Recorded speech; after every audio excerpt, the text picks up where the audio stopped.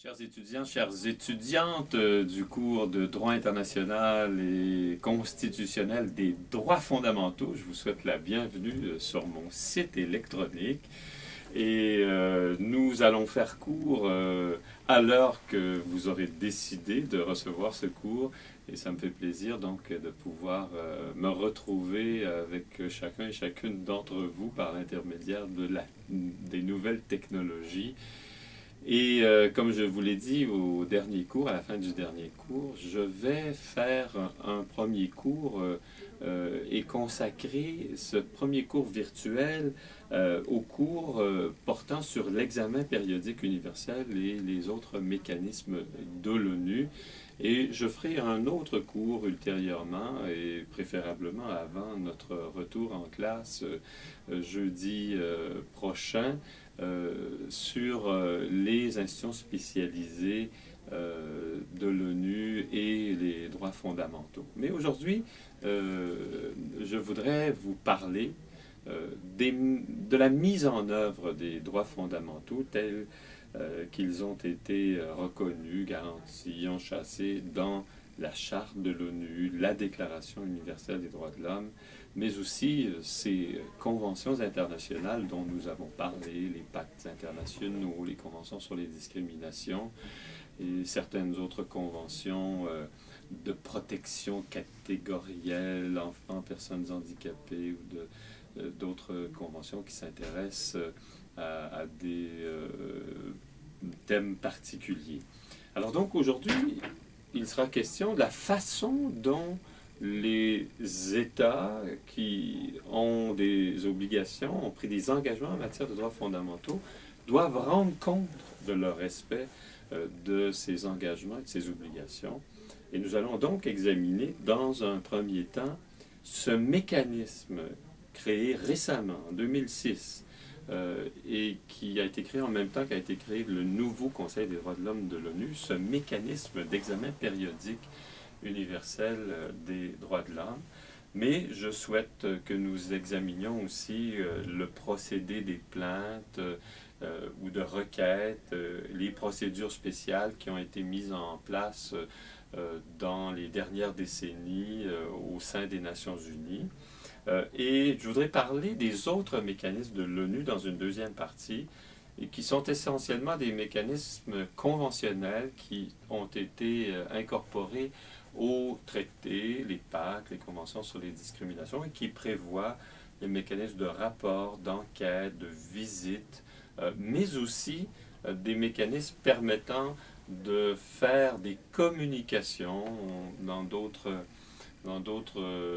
organisations de nature régionale comme les organisations européennes, interaméricaines, africaines. On parle plutôt de requêtes ou de plaintes, mais dans la terminologie du droit universel des droits de l'homme, on parle de communications individuelles ou interétatiques qui sont en fait des possibilités données aux individus, aux particuliers, de présenter des communications voulant amener les États à rendre compte de leur respect ou non de leurs obligations en matière de droits fondamentaux.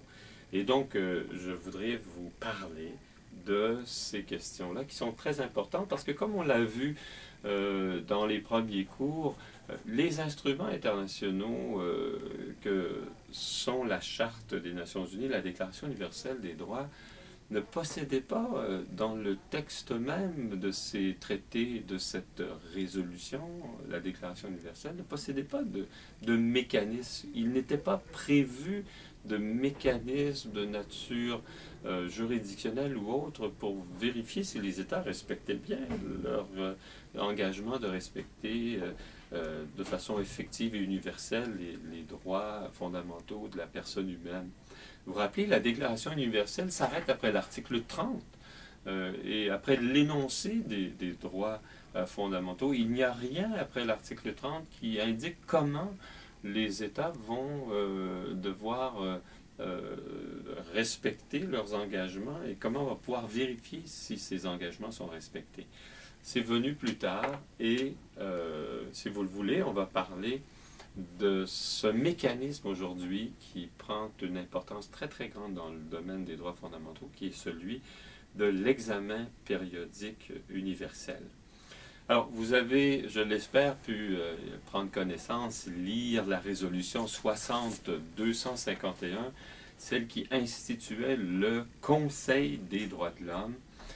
Ce Conseil des droits de l'homme est aujourd'hui une institution majeure du droit international des droits fondamentaux. Elle s'est substituée à la Commission des droits de l'homme de l'ONU, qui avait été créée dès le lendemain de la création de l'Organisation des Nations Unies. Vous vous rappelez, l'ECOSOC, le Conseil économique et social, en vertu de l'article 68 de la Charte des Nations, pouvait créer un organe subsidiaire pour s'assurer du progrès des droits de l'homme. Et c'est cette Commission des droits de l'homme qui avait été créée. C'est celle qui avait travaillé sur le texte de la Déclaration universelle. Vous vous rappelez, je vous ai parlé de M. Humphrey, Mme Roosevelt, M.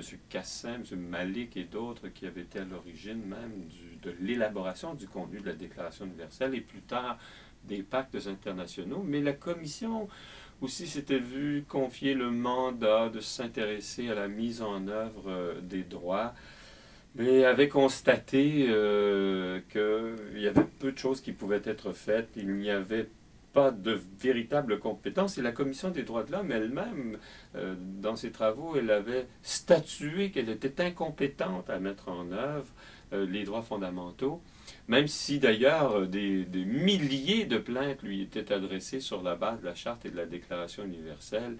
Cette doctrine d'incompétence de la Commission l'a d'ailleurs empêché pendant des années à surveiller l'application des instruments que la Commission avait pourtant elle-même élaborés.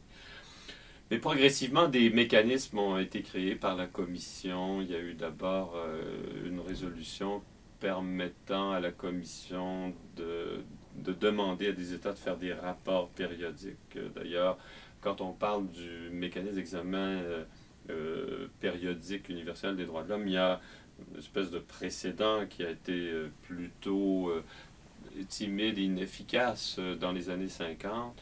Mais il y a eu au début cette volonté de demander aux États de rendre compte de leur respect de la Charte et de la Déclaration universelle par le biais de rapports périodiques qui devaient être faits à l'ECOSOC, qui avait créé un groupe de travail pour les examiner.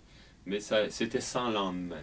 Il y a eu aussi une résolution, la résolution 1235, qui permettait d'examiner des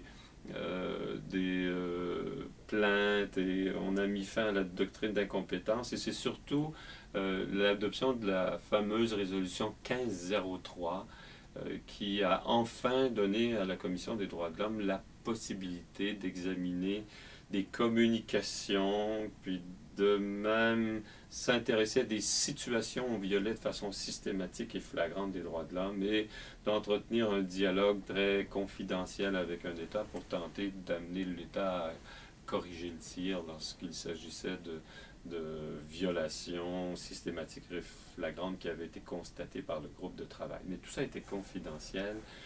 Et la Commission des droits de l'homme, avec le temps, s'est un peu discréditée parce que dans les procédures d'examen de ces situations, on a tenté de bloquer l'examen de situation. D'ailleurs, on se faisait élire à la Commission des droits de l'homme pour justement pouvoir empêcher des situations concernant son propre pays d'être examinées.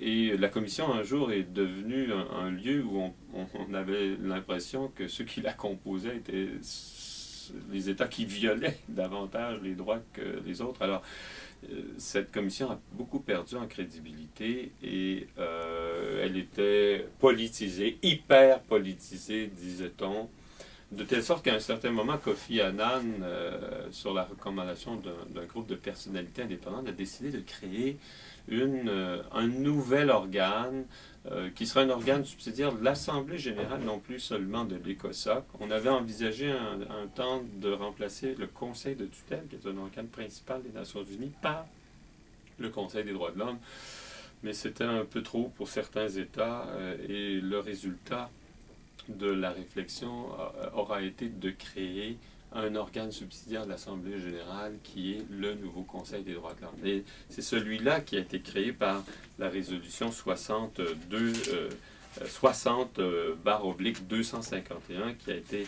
adoptée en 2006, le 15 mars 2006, et qui crée vraiment un conseil dont on peut penser qu'il va améliorer la situation et être un organe beaucoup plus efficace, moins politisé, où les États qui doivent être élus par l'Assemblée générale doivent se soumettre à l'examen périodique universel avant les autres même, et ils doivent leur élection, ou devraient devoir leur élection sur la base de leur propre dossier en matière de droits fondamentaux. Alors, cette résolution-là est celle qui institue le Conseil des droits de l'homme, un conseil qui est composé de 47 États membres. C'est quand même des États qui le composent et qui désignent les représentants de ces États. Tous les États peuvent participer aux travaux à titre d'observateurs, en tout cas ceux qui ne sont pas membres de cette commission.